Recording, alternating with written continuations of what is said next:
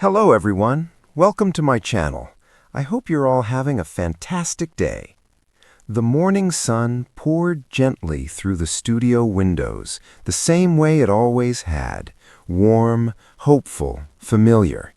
Yet that day, something felt different. The lights were softer, the air heavier, and millions of viewers sensed it before a single word was spoken. Jenna Bush Hager sat in her chair, hands folded tightly in her lap. Her smile, once effortless, now trembled like glass on the edge of shattering. "I've always believed in honesty," she began, her voice calm but fragile. "And today, I need to share something deeply personal." Across living rooms, kitchens, hospital beds, and quiet bedrooms, hearts paused. She spoke of long nights when sleep never came, of fatigue that coffee couldn't fix, of doctor's visits that started as routine and ended in silence too loud to ignore. And then came the word that changes everything: cancer. The studio went still. Jenna described the moment she heard the diagnosis, the way the room seemed to tilt, how her thoughts raced to her children before she even thought of herself. She talked about brushing her daughter's hair that night, fighting tears so they wouldn't see fear reflected in her eyes. "I kept thinking," she said softly, "how do you explain mortality to someone who still believes you're invincible?" The weeks that followed were a blur of treatments and hope stitched together with pain. Chemotherapy rooms became places of both dread and resilience. Some days she felt strong enough to laugh with nurses. Other days, lifting her head from the pillow felt like climbing a mountain with bare hands.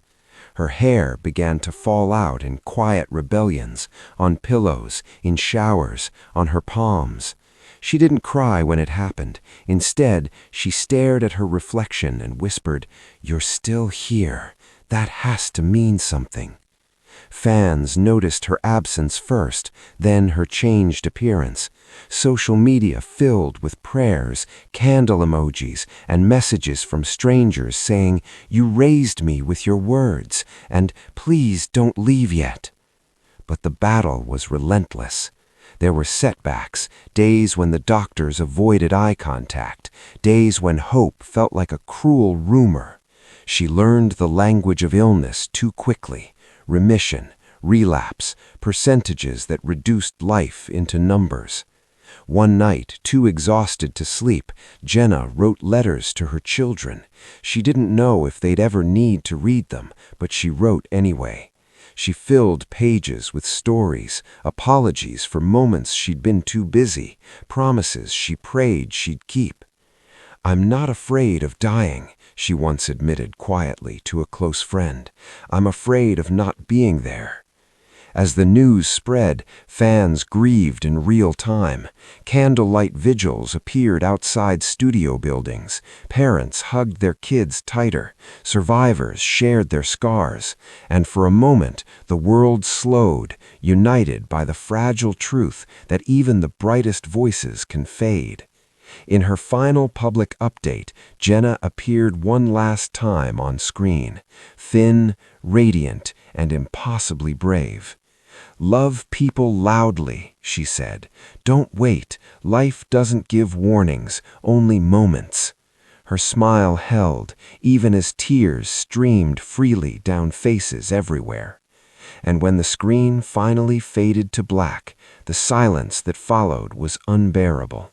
Not just because of loss, but because of what she left behind: courage in vulnerability, strength in softness, and a reminder that even in tragedy, a life can still shine.